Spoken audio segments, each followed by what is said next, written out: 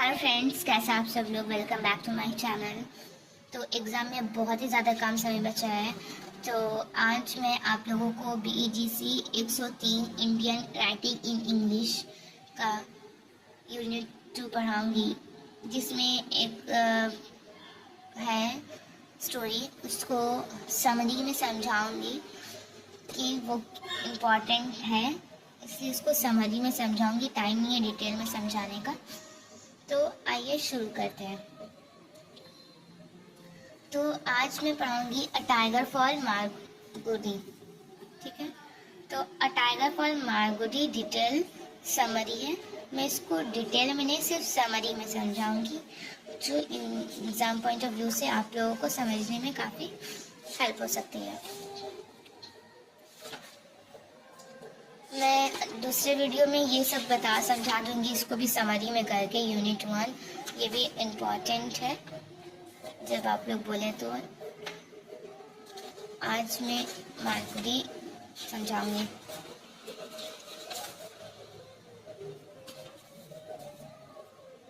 A tiger for मारगुडी।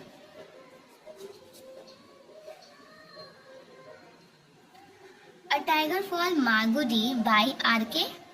Narayan. About the author.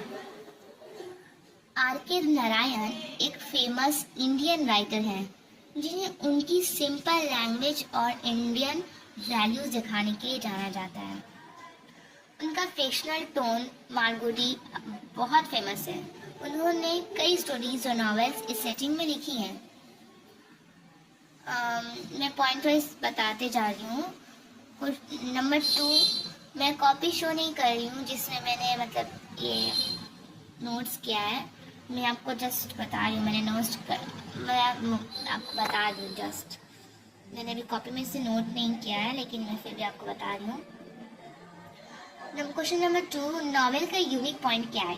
ठीक है, तो नॉवेल का यूनिक पॉइंट को डिस्कस करते हैं कि और सारे नॉवेल से कैसे ये हटकर है, यूनिक क्यों बन जाता है ये नॉवेल R.K. नारायण का। तो क्यों यूनिक बनता है, क्योंकि नरेटर जो है खुद एक टाइगर है, जो वो अपनी कहानी को बताते हैं। टाइगर मतलब एक एनिमल जो बोल नहीं सकता है, जो खुद R.K. नारायण ने उन्हें उसे नरेटर बना दिया है और वो अपनी कहानी को बता रहा है। इस तरह का नैरेटिव बहुत यूनिक है, जहाँ एनिमल का पर्सपेक्टिव दिया गया है। नंबर 3 में मैंने क्या है, मेन कैरेक्टर्स क्या है, कैरेक्टर डिस्क्रिप्शन देखते हैं। टाइगर क्या है, राजा मेन कैरेक्टर, और नैरेटर है एक इंटेलिजेंट और सेंसिटिव टाइगर है। कैप्टन जो है, उसके जो टाइगर के जो कैप्टन होते हैं, क्रूएल सर्कस ओनर, जो टाइगर को टॉर्चर करता है। The master a saintly spiritual Guru who transform the tiger with kindness and peace।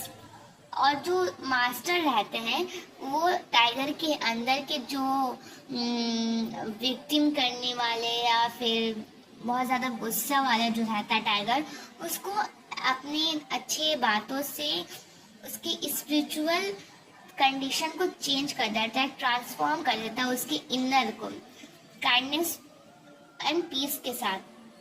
स्वामी's wife, the master's wife, supportive character. Swami की जो वाइफ होती है, मास्टर की वाइफ, वो भी बहुत सपोर्ट करती है। 4 नंबर में समरी ऑफ द स्टोरी समझाती हूँ। Tigers early life in jungle. Tiger का अर्ली लाइफ जंगल में पहले गुजरता है, बहुत ही अच्छे से आजाद जानवर की तरह वो अपनी जिंदगी स्पेंड करता है। टाइगर एक मैजेस्टिक क्रिएचर था, जंगल का किंग। अपने फ्रीडम और जंगली लाइफ में खुश था। अपनी टाइग्रेस और कब्स के साथ रहता था, मतलब अपने वो फैमिली के साथ रहता था और अपनी आज़ाद जिंदगी और जंगली लाइफ में बहुत ही ज़्यादा खुश था। लेकिन अचानक से क्या होता है, टर्निंग पॉइंट क्या होता है, टाइगर इज कैप्चर्ड। एक दिन हंटर्स उसे पकड़ लेते हैं, उसका फ्रीडम छीन जाता है और उसे सर्कस में भेज दिया जाता है। तो उसे क्या है, उसकी आज़ादी उससे छीन ली जाती है और उसे पकड़कर जंगल में भेज दिया जाता है। Circus life under captain. Circus का लाइफ अब टाइगर का कैसे रहता है, कैप्टन के अंदर।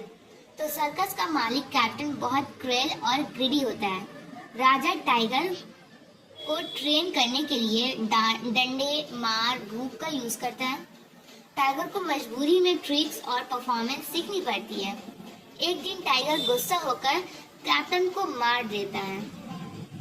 तो बहुत ज्यादा टाइगर जब गुस्सा हो जाता है तो कैप्टन को मार देता है। तो मतलब ये दिखा रहा है यहाँ पर कि इंसान जो होते हैं वो अपनी फायदे के लिए, अपने लालच के लिए क्या कर देते हैं, क्या कर सकते हैं, और इस तरह से बताया गया है यहाँ पर। तो escape and transformation. Tiger circus से भाग जाता है और जंगल में छुप जाता है। जंगल में लोग उसे मारने का प्लान बनाते हैं, पर तभी द मास्टर गुरु उसके पास आता है। तो जब वो मतलब जंगल के जो होते हैं वो सब सर्कस के, वो सब उन्हें जंगल में ही लोग उन्हें क्या है, टाइगर को मारने का प्लान बनाते, लेकिन तभी मास्टर क्या होता है कि आ जाता है किसको, टाइगर को बचाने के लिए। तो meeting the master spiritual face, ये क्या है, मास्टर से मिलना टाइगर का। तो मास्टर टाइगर को वायलेंट नेचर छोड़कर पीस की तरफ लाता है। टाइगर पहली बार काइंडनेस, अंडरस्टैंडिंग और कामनेस का अनुभव करता है। मास्टर उसे ले जाकर आश्रम में रखता है। लोग पहले डर जाते हैं, पर बाद में वो टाइगर से दोस्ती कर लेते हैं।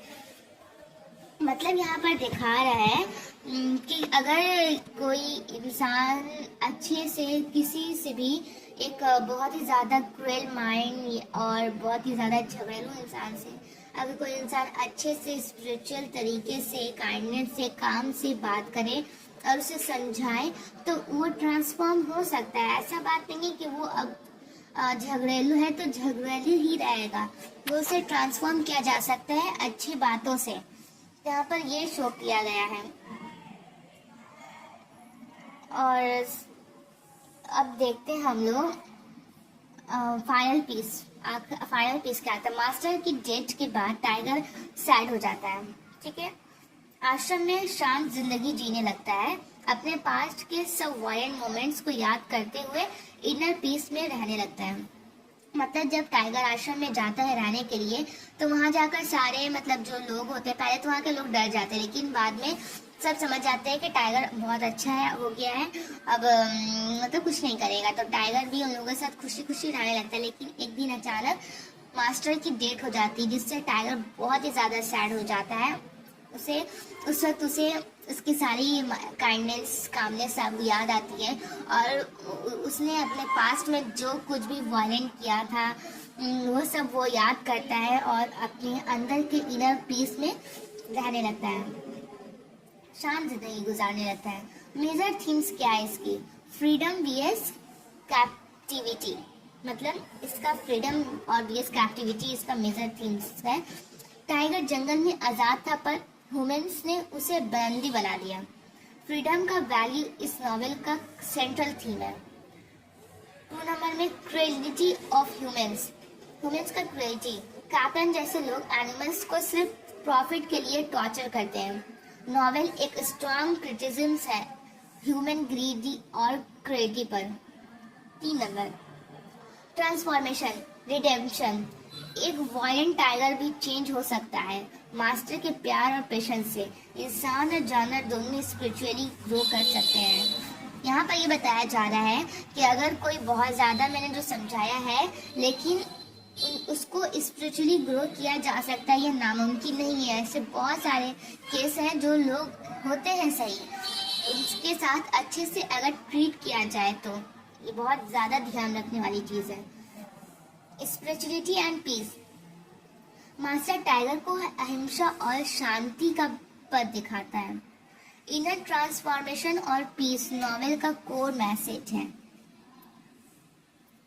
5 नंबर में एनिमल पर्सपेक्टिव। एनिमल का नजरिया एक कहानी सुनना एक नया एंगल देता है। रीडर को एनिमल फीलिंग्स और पेन का रियलाइजेशन होता है। मतलब ये एक न्यू थिंग है कि खुद एनिमल बता रहा है अपनी कहानी कि उसके साथ क्या हुआ। जो भी इसे रीड करेगा वो टाइगर के करीब से दर्द को समझने की कोशिश करेगा, समझेगा कि क्या दर्द होता है एक एनिमल के साथ भी जो उनके साथ की जाती है। तो यहाँ पर ने आर के नारायण ने बहुत ही अच्छी तरीका से बताया है। सिंबॉलिज्म देखते हैं। Symbol meaning, tiger Raja, human instinct, ego, pride, later transform into peace, captain human creative, मेट्रोलिज, master wisdom, peace, spiritual guidance, circle, society that traps wild nature. Language and style, simple clear English language है। First person narration, tiger himself tells story. First person narration, tiger खुद story tell करते हैं। Emotional, thought provoking and philosophical in tone. Message of the novel, novel का क्या message है? Even the most violent being a tiger can change through love and understanding. मतलब बहुत ही ज्यादा violent करने वाला कोई टाइगर जो है वो भी चेंज हो गया। किस वजह से चेंज हुआ? सिर्फ लव और अंडरस्टैंडिंग की वजह से। मतलब कोई जस्ट मैं आपको ये बता, इंसान का एग्जांपल देकर समझाती हूँ। अगर कोई इंसान बहुत ही ज़्यादा क्रूएल है, वायलेंट है, गुस्से वाला है, लेकिन अगर उसे समझा जाए कि वो क्यों है, उसका असल वजह क्या है, उसे समझा जाए, उसे करीब से महसूस किया जाए, उसे लव किया जाए, उसे दिल शेयर किया जाए, उसको बेटर फील करवाया जाए, देन ही विल ट्रांसफॉर्म। वो ट्रांसफॉर्म हो सकता है इनटू स्पिरिचुअल। ये इसका मेन थीम है। आर के नारायण ने बहुत ही अच्छे से बताया है इसमें। Kindness and patience are more powerful than force. Kindness और पेशेंस, सब्र जो होता है, ये बहुत ज़्यादा पावरफुल होते हैं। किससे? फोर्स से ज़्यादा, ताकत से ज़्यादा ये पावरफुल होता है। Human being should respect nature and animals, not exploit them. Human being क्या है? ह्यूमन बीइंग को क्या चाहिए? नेचर को रिस्पेक्ट करना चाहिए, एनिमल को रिस्पेक्ट करना चाहिए, ना कि उन्हें एक्सप्लॉइट करे, बर्बाद करे। उन्हें ह्यूमन बीइंग को समझना चाहिए कि हम मतलब नेचर भी कितनी ज़रूरी है हम सब के लिए, और एनिमल्स को समझना चाहिए। एनिमल्स को भी दर्द होता है, उन्हें भी चोट लगती है, उनकी भी अपनी खुद की लाइफ है। उन्हें इस तरह से नहीं परेशान करना चाहिए, उन्हें समझना चाहिए, उनकी फीलिंग को समझना चाहिए। ये स्टोरी रीड करने के बाद सारे लोग एनिमल के दर्द को अच्छे से समझ सकते हैं कि एक एनिमल की क्या दर्द और फीलिंग होती है। यहाँ पर बताया गया है कि उन्हें एक्सप्लॉइट ना किया जाए। Spiritual growth is possible in any creature. मतलब स्पिरिचुअल ग्रोथ क्या है? पॉसिबल है कोई भी क्रिएचर के साथ, चाहे वो एनिमल हो, चाहे वो इंसान हो, चाहे कोई भी हो, कोई भी क्रिएचर के साथ ये पॉसिबल है अगर अच्छे से उसके साथ ट्रीट किया जाए। Then he will transform one day. तो ये थी बहुत ही शॉर्ट में अ टाइगर फॉर मालगुडी का समरी, जो आप लोग को पढ़ लेना चाहिए एक बार। इसका क्वेश्चन आंसर एंड और भी बुक की, चैप्टर की अच्छे से मैं वीडियो बना दूंगी। आप लोग कमेंट कर दीजिएगा, बना दीजिए प्लीज़, देन मैं बना दूंगी। Thank you. चैनल को सब्सक्राइब शेयर करना ना भूलें। मैं इम्पॉर्टेंट क्वेश्चन आंसर अभी गेस्ट पेपर से इसका भी वीडियो बना दूंगी जून 2025 के लिए। लेकिन आप लोग प्लीज़ कमेंट करके बताएं कि आप लोगों को चाहिए या नहीं चाहिए। Thank you so much. Visit again.